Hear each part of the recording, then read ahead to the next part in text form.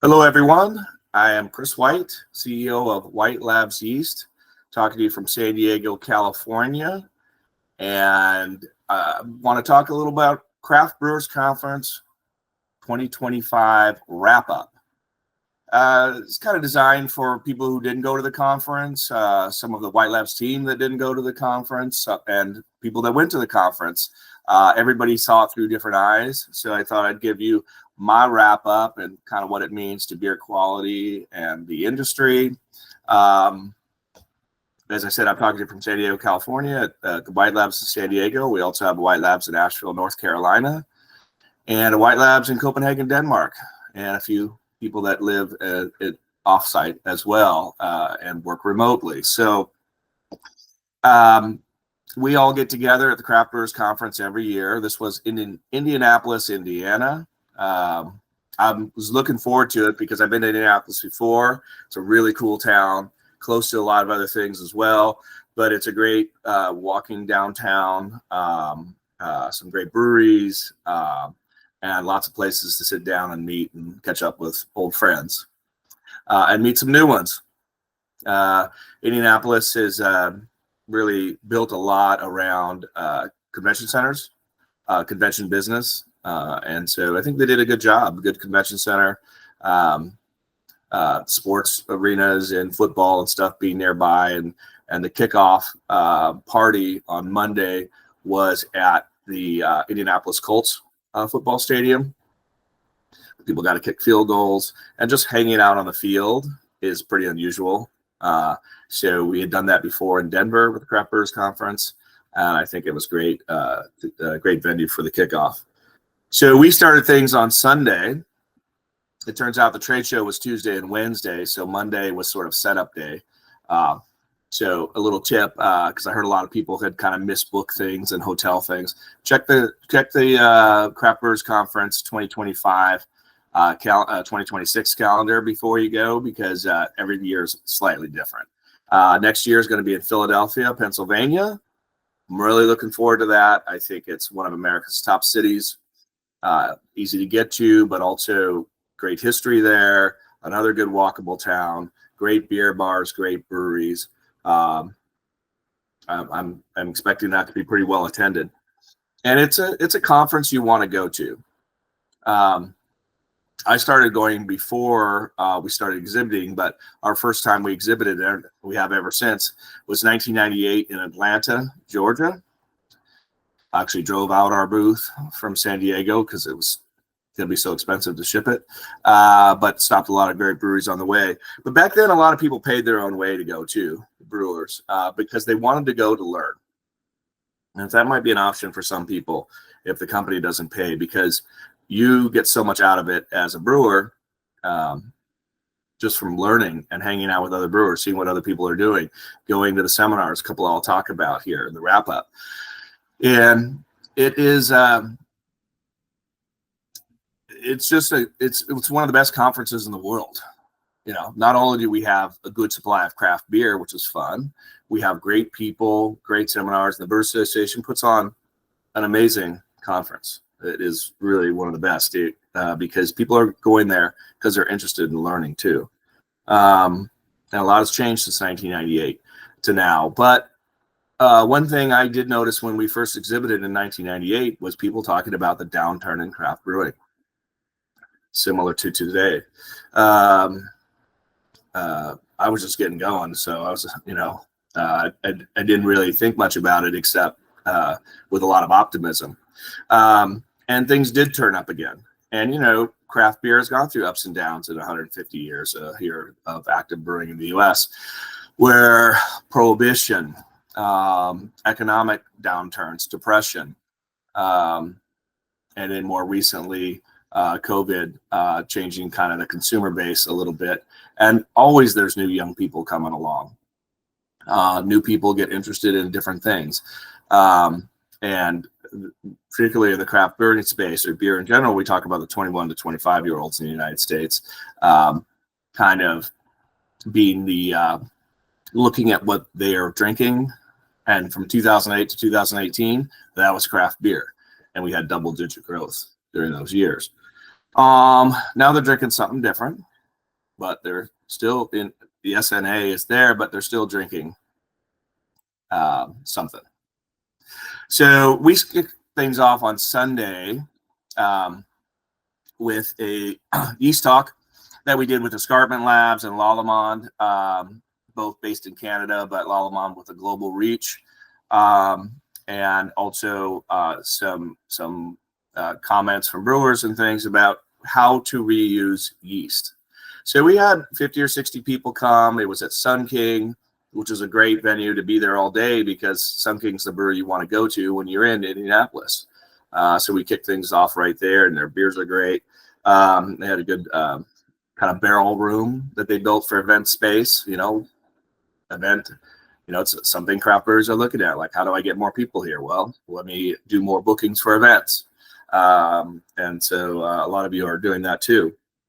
We are at White Labs Brewing Company as well. So we talked about harvesting yeast and reusing yeast. And that was just a good platform to talk about yeast. Not only did we talk about ways of handling yeast, we talked about strains, specifically like California Ale yeast, WLP 001, and Escarpment's House Ale yeast, both of those that we work with Lallemand to make in dry form. And, I asked the people there how many people reuse yeast, and well over half the room did. We had, like I said, 50 or 60 people, but there's always more to learn. But back in 1998, it would have been everybody, because everybody reused yeast. That's what you were taught in the beginning. So it really wasn't a question, should I repitch? I mean, it's sort of a no-brainer that it costs less. And that was sort of why this seminar was held in these times of like, hey, you can save money by reusing yeast. But it also makes a higher quality product. And it's not a challenging thing for a craft brewery to do with brewers.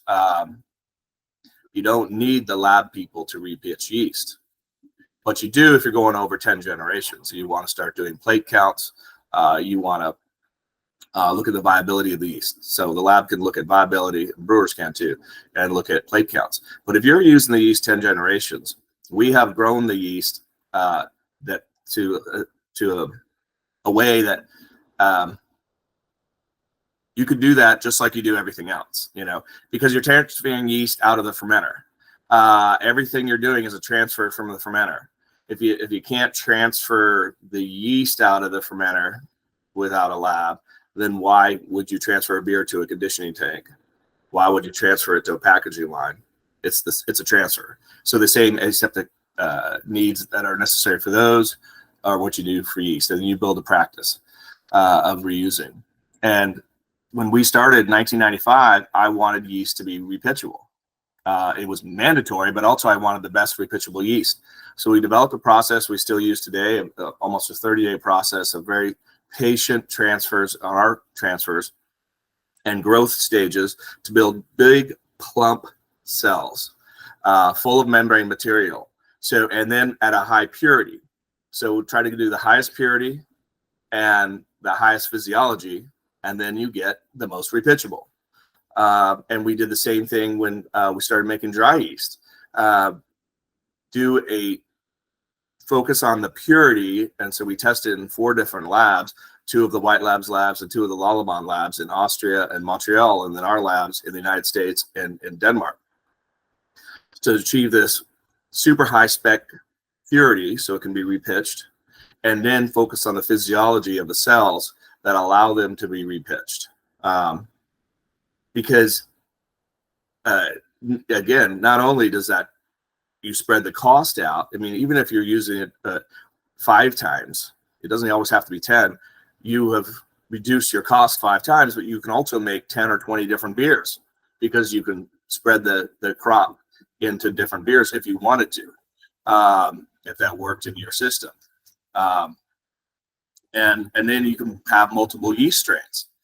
So it's for some people learning a new technique. For others, it's just sharing their techniques or optimizing their techniques.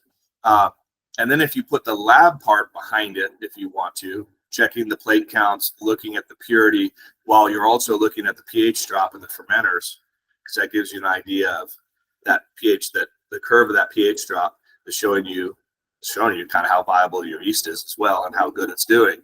But you put the lab behind it, then you might go 20 or 30 generations, because if the purity's high, the pH is dropping right, your viability is staying high, and your sensory is saying it's good, it's still good. But that's, those, if you really, you don't want to take to high generations past 10 if you're just guessing at the purity, because breweries aren't sterile, and there are other things around. So that's what we did on Sunday. And then Monday kind of set up. And then again, they had that welcome reception, which was fantastic. Some people came in town early just for that. And then Tuesday and Wednesday were the beginnings of the trade show. And they both start at 9 in the morning with a keynote address. And I tell everybody, if there's one seminar you want to go to, it's the keynote, because the Craft Brewer Conference, the Brewers Association picks one speaker or team of speakers to represent, to kick off that year. And so they think deeply about who would deliver the right message. And then the people who get picked spend a lot of time thinking about what they want to share. And it's a great way to kick off the conference. You go to the keynote at 9 a.m. and then 10 a.m. the trade show opens, and you go in for all the excitement from all the different vendors. And it's a lot of energy in the trade show. But this year, Ester and JC from Trillium kicked off the keynote, did the keynote. And wow, what a great seminar. A great story of how to build a brewery in today's times. And they shared family stories such as being married, building a brewery, and health scares, a very personal part of the lives that play a part as founders of a business. But the business side, they realized that to grow their brewery, they did what the Brewers Association is telling people, like, you got to go beyond beer. Flavor diversity keeps coming back as something we got to focus on in craft brewing. And a few years ago, Bart Watson said, hey, the distributors are saying 30% of your beers you sell into distribution should be beyond beer. And that's how you get growth. Well, for Trillium, it was building a robust food program and focusing on some restaurant concepts, adding a farm, and adding a distillery. So distilling for them is the beyond beer. And it's where a lot of breweries have decided to do. We see a lot of breweries, when they're new breweries, they're opening up. They're saying, I'm just getting every license I can. Every license that TTB has, I'm going to get, because I don't know what I'm going to make beyond beer yet. And that's an approach we couldn't do years ago, because you couldn't overlap the licenses as easily. But the federal government and a lot of the states have made it pretty easy to do. It's just more regulation like everything else. And that's allowed them to grow, hire more people, sell more beer through these different channels, and look at different taproom opportunities. So that tied with Bart Watson's talk the next day. He's the CEO of the Brewers Association now, but he's been their chief economist for years, and so that those economic models are still being built by the Brewers Association, and they give us a good. That's also a really important one to go to every year, because you see the state of the industry. It's sort of easy to predict when it's going up. It's easy to predict maybe what's going down. When it's in this middle stage, it's a little harder to use the data to predict what's going to happen, but there's still a lot of interesting data that comes out of it. He showed data that about half the breweries are growing. The other half are not, right? So there's about as many closures as openings over the last year. And then capturing growth is harder. It's not like back in the day when everybody was sort of growing because there was all these people just drinking your craft beer. No matter what, they'd come to your tap rooms. Now we got to give them something else, but still high quality, because that's going to be your best chance for people coming back. They need the experience part, but they also need to be drinking something good to grow. Now, there's a lot of breweries that would say, you can do okay beer and you can build a fan base. You can get regulars. it's just hard to grow more of your fan base without really good beer. Then the trade show is always, it's just my favorite trade show. People are there to learn. Again, you're meeting some of the people you've seen before. You're meeting a bunch of new people, talking to a lot of the vendors I've seen for years. There's always different parties going on at night, and those have gotten bigger and bigger and bigger over the years. In fact, there's like competition for whose party is going to be the biggest and best, but they're generally super packed with people. So if you go to one of those after trade show parties, go early. But at our trade show, at our booth, our team was there. They did a great job. We were there from 10 to 5. They were there from 10 to 5. Tuesday, Wednesday, Thursday is a shorter day and breakdown, leading to the World Beer Cup Awards. But we mostly talked about yeast. That's what most people talk to us about. That's most of our business, making core yeast cultures available to brewers. Then we have a select group of strains. We have a vault group of strains that put us over 100 yeast strains that people can, and bacteria strains that people can get from us.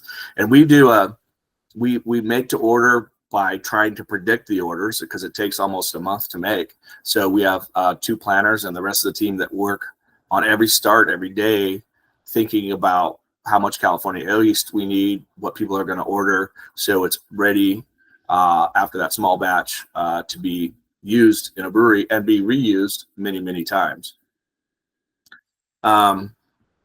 We talked also about Zinc Buddy, which was released within the last year, giving people a cold zinc solution into the fermenter that's sterile and pH appropriately, to give a boost to the fermentation through zinc, which increases viability on the harvest and also the finishing gravity, and also reduces time for hop creep. At the time people are allowing for hop creep, it reduces that because the yeast are more healthy. And there's always been a hot side to that. We've sold Cervomyces since the 90s or maybe 2001 that you could add into the end of the boil. That's easy, or then kind of adding it to the fermenter. But if it's not, Cervomyces works because the zinc is inside the cell and it's protected from the trub, where you lose most of the mineral zinc that people have added before in the kettle. We talked about the Flex series of things. We're just trying to make some equipment that is modeled after what we do to make pitching easier and yeast collection easier. So we have a Flex pump and a Flex brink. So the Flex pump is a parasol pump that allows, first generation yeast to be added at the bottom of the fermenter in line. So again, just getting better mixing, better fermentations. You can also add the Zinc Buddy and Bruzyme D and things like that at the same time. We have the yeast brink as a harvest vessel. So it's made out of our same film, double film material that breathes CO2, has a lot of strength to it. And it allows you to put yeast in the yeast brink and that CO2 to come out without kind of suffocating the yeast in the gas. And we did that because a lot of people don't have yeast brinks as well. But sometimes when people have yeast brinks, they have 1 or 2, but they might work with 5 or 10 different yeast strains. So just providing some solutions for pitching and harvesting. And that the show is a good place for us to show that equipment. And then we talked about our dry strains, our Yeast Bay strains, working with Nick at Yeast Bay. He was there as well. And it's just a trade show you don't want to leave. Some people go to lunch, but we just do it right there at the booth. Bart Watson's talk on Wednesday morning, I think, also had some other interesting data about the industry. Besides looking at openings and closings, they have a lot of consumer data too. And one of the interesting pieces was that 21-year-old, the younger people, the 21 to 25-year-olds, the number one thing they're saying about craft beer is, I don't like the flavor of craft beer. So we have to think of that as an industry. Maybe they will later, and that's just the state of the time and the new, in a few years, the next crop of 21-year-olds, when the other ones are a little older, will like the flavor. Or maybe they do like the flavor, but they're thinking of just hazy. Somebody else said, it's the quality. back to what I heard in '98. Maybe there's a rumbling of the quality of craft beer right now. That wasn't what I was thinking, but I did hear that at the show. So it comes back to making the best beers possible, and trying to think, do we have to make just something different beyond beer for those people who say, I don't like the flavor of craft beer? Or do we have to make different styles? Maybe some of the old traditional styles. Maybe something that is drier, lower carb, lower calorie, where a lot of people are moving to. Can craft beer do that? I've been talking a lot about that, and we talked about a lot about that at our booth, including an enzyme that we have, UltraFirm, that allows any beer, it doesn't have to be just light lager, any beer could be drier and lower carb. Then we did a party.